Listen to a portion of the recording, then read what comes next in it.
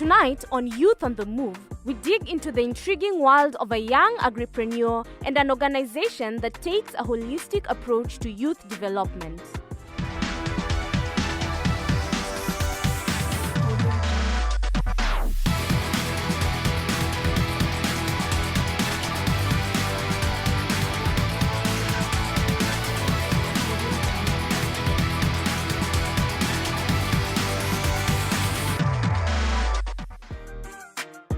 In the suburbs of Nairobi, we meet a young lady who has taken up farming as a profession. My name is Elsie Chebet. I'm an entrepreneur, the founder of Organic Kitchen Gardens.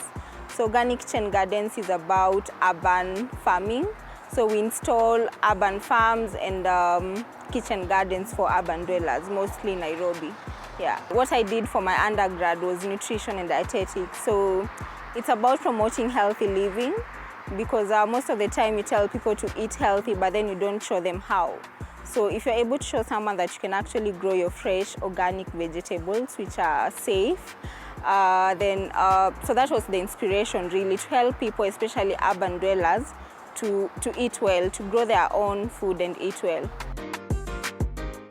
Amid the death and the heartbreak, COVID-19 also hit fast forward on the future, giving rise to such businesses.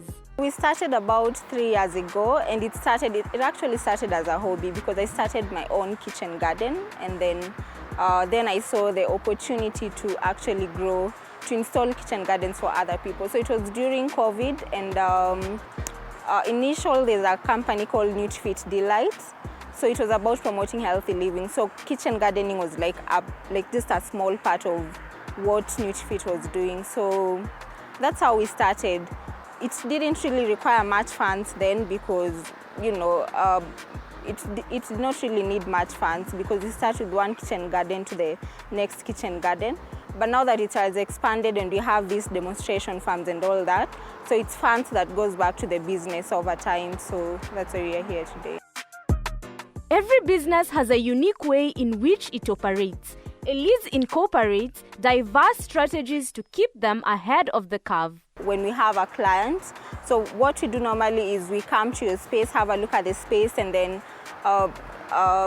decide what kind of designs do we need for your kitchen garden, take the measurements, and then from that you can now be able to come and do the installation. So garden preparation, and then the structures, if we need any, whether it's wooden, whether it's concrete, or whether it's stones. So we come with all the materials needed, and then we construct the raised beds. We put in the soil, manure, compost, every other fertile thing needed for that bed. And then we also come with the seedlings, and then we plant them for you. Yeah. We found a niche where urban dwellers, people have kids, they live in apartments, but then they don't really have a garden to grow food. So we really wanted to teach kids the importance of growing food. And when kids are able to grow their own food, they also love eating healthy, because then if they're picking a carrot from their farm, then it should be so much fun, and there's a higher likelihood that this kid is going to love to eat what they actually grew. So it's to teach kids to live healthy, love gardening, eat healthy food. And not only kids, we also train people about farming and gardening and many other things, growing strawberries. Yeah, and also apart from kitchen gardens, we also do landscaping. So this is a demo farm really. It's still in the process. It's only about a month old, but eventually we want to landscape and give you that view of if I was to do a kitchen garden in my home, if I was to do like a landscape, how would it look like? Yeah. Although she holds a degree in nutrition, entrepreneurship was where her passion was. Growing up, I've always known I want to be an entrepreneur. I come from a family where my dad is an entrepreneur, and also my mom. So I always knew I don't want to be employed. So I was always looking for ways to employ myself, to find a business and run it, and be independent in a way. So it's nothing they objected, because I know, it's not like I came from a working space and then came into business. It's what I started with. I've never been employed, so it wasn't really a big deal for them. Before getting in business, Elise had a clear idea of her target market. Our main catchment area was the urban setup, and then especially people who are living in apartments and people who have backyards. For this farm, I think it's more accessible, and that's why we considered this place, and it's just like 10-15 minutes from town, 10-15 minutes from Cleleshwa, Lavington, so it's quite central and also accessible, so that's why we decided on this place. With all the work that goes into starting a business, it's crucial to think about marketing strategies. Honestly, for now, we do a lot of social media, and also we got some help from celebrities, and when you do projects with them, they get to mention you. So that came in handy. We've never really, most of the time it's social media, truthfully. That's where we get our clients most of the time. And then a few referrals, like when you do a project and then someone tells the other person about us. At the end of the day, Elise believes that what sets her business apart is her unique approach to organic kitchen gardening. Most of the people think farming is boring, it's a dirty job, people don't touch soil, and especially in the urban setup. But then we make it fun for you, we make it really nice and beautiful, we incorporate it into your landscape. It's more like landscaping, you don't feel like I have a farm in my backyard, you feel like I have a beautiful kitchen garden. So making it unique in a way that it's nice, presentable and fun. If it's raised beds, kids can easily work on it, you don't have to bend, and then you have all these gardening tools, you have if you don't like touching mud, you have the gloves, and so it's just trying to make farming really fun for everyone to get involved in it. Every business goes through challenges, notwithstanding its nature. Elise states that hers began not long after. When starting off as a business, there's a lot of challenges. One, because most of the time you always take over all the roles. So you're the finance person, you're the one outsourcing for staff, you're the one employing, you're the one. So there's limited resources in terms of employees and also what you have. So I think having that support, I don't know how someone would play that out. When you're starting off, you don't have that much funds, but I think it's really important to have a team around you so that you don't end up doing everything yourself, because you cannot be an expert in every field. You cannot be an expert in managing the finances and then the expert in the field doing the agriculture bit or the landscaper bit. So it's having that team to work with so that you're energetic throughout and you're making progress. Having done it for a little more than a year, it's evident that her passion led her here. One, I love that we are actually impacting the community, changing people's lives. We are helping people live healthy. And especially now that we have diseases, we have hypertension, diabetes, which are mostly, even obesity, which are mostly which are lifestyle diseases. So being able to impact the society and help people live healthy, happy lifestyles. I love that about our business, that we are making an impact in the society, that we're even doing organic. We are helping with, the climate change thing. We are helping people not to put chemicals into the soil and not to work well with the ecosystem in unity. So that's exciting, and also the fact that somehow being an entrepreneur, your schedule is kind of relatively flexible. So I'm not very good with the routine of 8 to 4, like 8-5 work kind of system, so that it's flexible.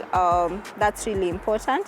But at the same time, it's hard because the harder you work, the more you achieve and the more you make. So it's also really challenging, because I think we even work harder than when you're really going to 8-5 type of work.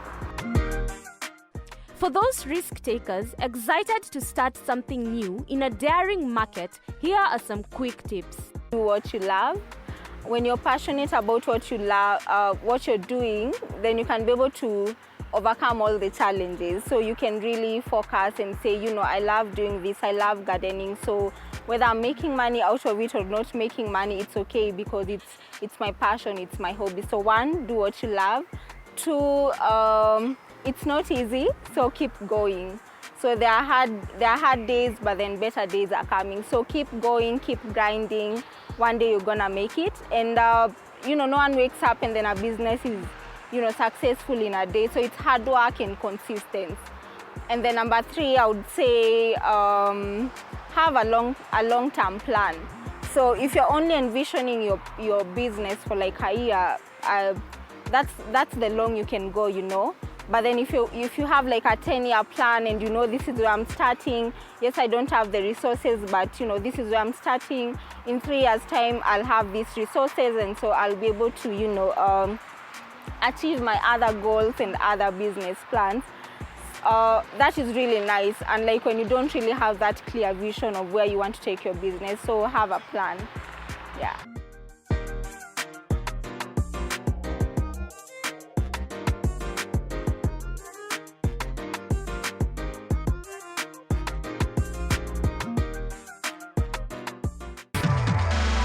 This week on The Scope, Newton Freeman will take us through some of the important factors to consider when venturing into the event planning business. For the events business, it's relatively fair. Before you even go far, you need to know yourself.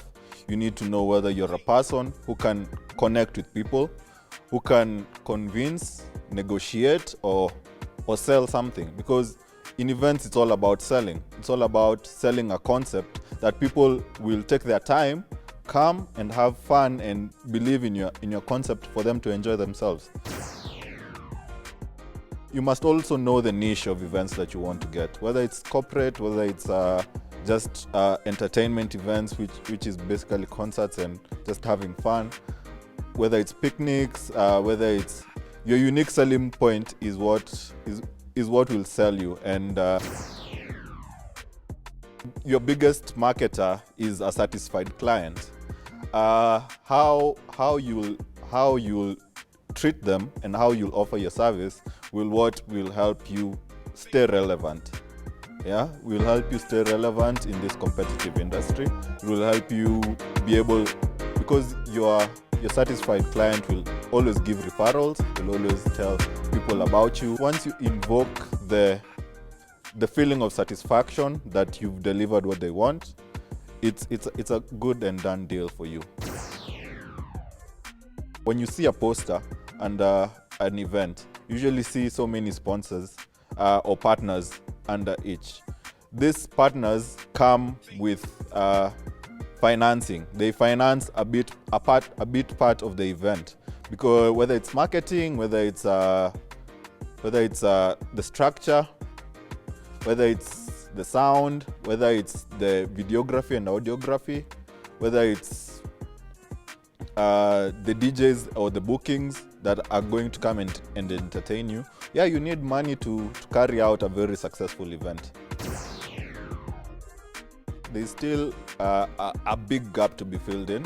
Right now, with COVID, things showed us that companies need to especially improve on digital events. They need to really work on. So you coming in, there's still gaps to be filled. Basically, even for us as a company, we're trying to really focus on how we can do virtual reality events and focus on more of the digital, so that if, in case it ever gets to a point that people can't always intermingle or stay in the same place together, how can we keep people connected and how can we keep the same experience alive? So that's one challenge that really got us to think and to widen our scope about how we are going to expand and how we are going to grow sustainably, no matter the case. Ultimately, passion is the driving force behind success and happiness that allows us to be better entrepreneurs. After the break, it's an organization with a very unique approach to community development. Tomorrow on She. We are talking about being a stay-at-home mom and being a working mom. What's the comparison between the two? My first expectation is I was going to train up my children and they were going to be smooth. The assumption that as moms we need to have it all together and we should not complain, is something that really actually drove me into depression. The days I go to the office and I just want to wake up and go home. Just go with my mom, be a child for like 2 days. It's tomorrow at 8:30 p.m. A lot of organizations operate to bring about community development. However, few start with a holistic approach. My name is Wanjiko Mwevoshi. I am a project coordinator at Greenstream Network for the project Kumekucha Quest. My role is essentially to coordinate the 3 different organizations we have implementing this program and be sort of like the oversight of the whole thing. The organization uses a trauma-informed approach, popularly known as well-being and resilience. So Greenstream Network is an NGO that's based here in Nairobi, but it works throughout the whole of the Horn of Africa and East Africa. We are a peace-building organization, but we approach it very differently in the sense that we sort of bridge a gap between like peace-building, mental health, development. We're comprised of a very multidisciplinary team, you know, psychologists, peace builders, artists. Myself, I have a background in criminology, so its programming is based, if I could say, with the end goal of peace building, but through a very, very multidisciplinary route to get there, with programs such as Kumekucha Quest. She explains that although the program is fairly new, they are quickly gaining ground. So Kumekucha Quest is a peer support youth program that has been developed by Greenstream Network. It's an adaptation of a program that they already have going called Kumekucha It's a New Dawn. But with Quest, it's specifically adapted to youth, and particularly youth in Kenya. So ages 10 to 24 years old are the age groups we're looking at. What it is essentially is giving these young people a safe space for them to come together and talk through the issues they may be going through, to air their lived experiences and to build connections amongst each other. And then within those groups, they can also promote issues of peace and justice, and generally just help each other and support each other through the daily struggles of being young in Kenya. Yeah. Wanjiku tells us about one of their ongoing well-being programs. So Kumekucha Quest began last year in March. It was a 2-year project that's being funded by Grand Challenges Canada. It came about, as I said, it's an adaptation of the previous Kumekucha, but it came about through witnessing all the different stories we had coming out of that previous Kumekucha, all the different young people and people in general, but especially young people that were coming to this and were gaining so much from it. And then also in knowing all the different struggles that young people go through in Kenya, and that's specifically sort of had amongst that young population, it just became apparent that we needed a program that focuses specifically on them and that caters to their emerging and their very specific needs. Yeah, so it's been going on for about a year now. We're just sort of now in the main implementation bit of it. We've had about a year of prep and building up and a couple delays, but now we're really getting into the gist of the program and into the 12-week program. We're about halfway through, yeah. The unique aspect of this program ranges from the idea generation to the actualization. So what the actual program is, it's a 12-week program that these young people go through. So as Greenstream Network, what we do is we first adapt or create the curriculum. So the curriculum that they're taught in these 12 weeks is based on Greenstream's Wellbeing and Resilience framework. We call it the Wellbeing Framework, which is basically all the research that they've done, all the programs that they've done have sort of been collated into this massive framework that we then base our curricula on. So what we then do is, for each iteration of Kumekucha, each program that Greenstream Network puts on, it's very contextually adapted.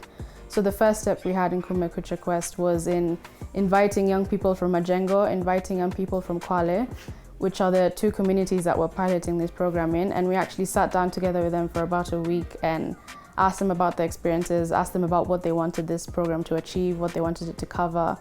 And so the whole thing was very built with their ideas and their input and their experiences in mind. From that, we then have the current sort of curriculum we have now, which is what the young people go through in the 12 weeks.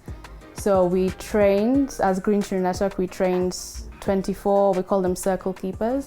They're the people that facilitate the sessions, but we call them circle keepers for the skills that they have to have in facilitating those sessions. It's very circle-based, it's very safe space-based, so they're not only just sort of sitting somewhere for 12 weeks and lecturing people, it's very participatory and it's very based about building a safe space. So as Green Through Network, we train those 24 circle keepers, and then they're the ones then taking the young people, the youths, currently only 18 to 24, through the 12-week programs. And then what we then aim to do is, from those young people that participated in the 12 weeks programs, we want to pick out a few who will then train to become mentors for 10 to 17-year-olds. So in that way, we bring in the intergenerational element, where we have young people helping young people, and then young people helping even younger people. And yeah, we want to bring in those connections through that.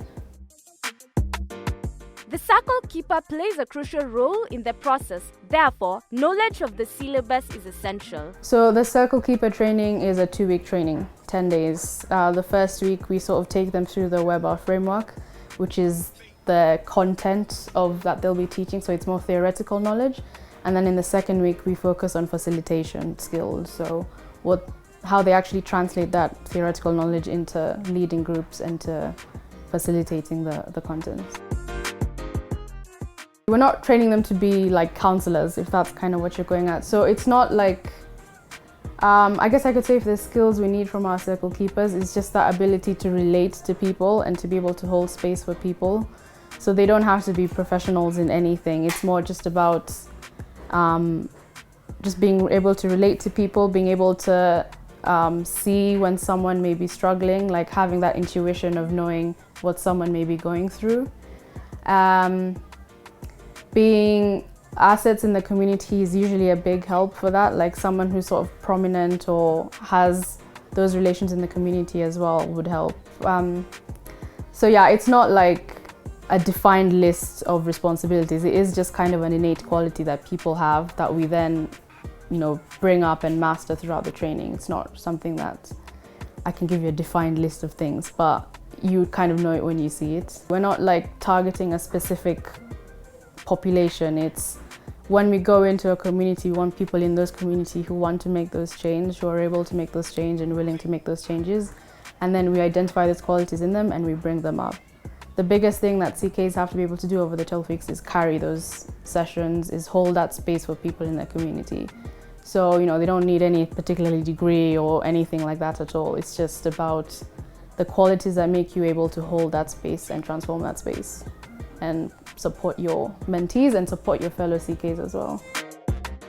But for the program to run smoothly, it must be coordinated from the bottom up with help from the ground. My name is Edwin Micheka.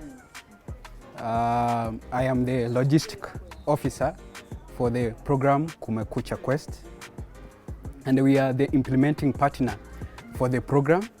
By the name of the organization is Diplomat for Health in Resilient Community, a community-based organization based here in Kamkunji sub-county. We are mainly focused on creating safe, supportive spaces within the community.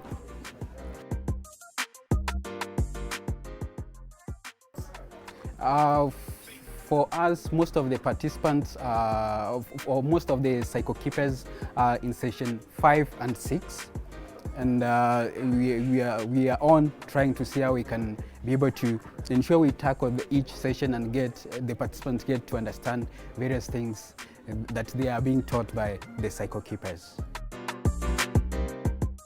From the sessions that we have already we have had participants getting to get to understand on how they manage their stresses, and other participants have been able to come to our offices, and we have been able to refer some to get further support.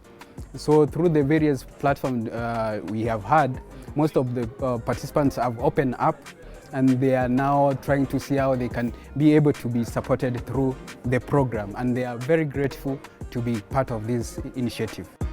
Wanjiku further points out the goal of the project. It's mental health, emotional and social well-being, with the aim of showing people help them understand what trauma is, understand how trauma affects them, and then eventually break free from the cycles of violence that arise from trauma. So there's a bunch of different things, but it is mental health based, it's social and emotional well-being curriculum, it is a trauma-informed curriculum, with the aim of building that, like allowing people to build the skills that they'd need to go through the daily stresses of life and the resilience that they'd need from that. But focusing on the, if I can say, positive aspects that come from trauma rather than the negative aspects that come from it. So showing them that even if you go through A, B, C, D, that doesn't mean you have to fail. There's all these positive things that you can focus on arising from it, and that's what the curriculum is sort of based on. We also got to find out why the community was selected. We chose these two locations specifically because, one, we had previous presence there. Green Stream Network has worked down at the coast before, so they're familiar with Samba Sports Youth Agenda, who are implementing it down in Kwale, and they've worked here in Majengo before. They were also chosen to represent sort of two different types of communities. So here in Majengo, it's very urban. Down in Kwale, it's a lot more rural. Here in Majengo, the NGO that's putting it on, the CBO rather, that's putting it on, a community-based organization, which is Diplomats, is a lot newer. They're sort of still finding their grounds, whereas down in Samba, they're a lot more established. And so from our perspective as Green Stream Network, why we chose these two communities specifically was both because we have the prior relationships, but also to test the, because we're still in the pilot phase, to test what the differences are between them and what, would support each of them would need, and how this program could then work for all the other communities that would need it in Kenya.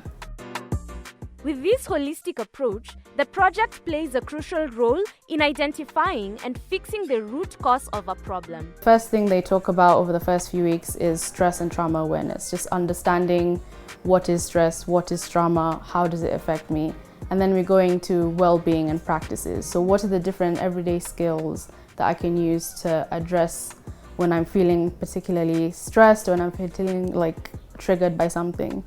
And then we also touched on safety and security, relationships, identity, healing and transformation, and then resilience, and then healing and transformation. So those 12 weeks are broken down into that, and depending on which week you come, it's quite different. But I mentioned earlier, it's very participatory. So it's not young people sitting down and being lectured by the circle keeper for the full 2 hours each week. We ask people to bring in their experiences, we invite them to feel safe in the circle so that they're able to talk through their own experiences. And we use a lot of materials, a lot of contextualized materials like paintings. We try and incorporate as many activities as we can, whether it's active activities like going out or music and dance. The idea being that it's not something that would need formal sort of learning to take place. Like, as long as you have the materials, you can go and sit under a tree and do it. And we don't want to eliminate or like marginalize people who may not have like formal learning, who may not really be able to understand like just being sat down for 2 hours and talked at. So it's very based on being as simple but as profound as possible, using materials, using contextualized stories and paintings, using song, dance, sports, arts, and using participatory activity within the group. It's stories like this that give us the green light to follow our dreams. We have come to the end of our show. Remember, you can share your thoughts, questions and comments to the SMS line 20316 or WhatsApp 0786 316 316. Also, you can now stream your favorite programs on the go on our YouTube page, Family Media. As you enjoy, remember to like, share, subscribe, and hit the notification button to get instant reminders of our latest show. As always, keep it Family Media.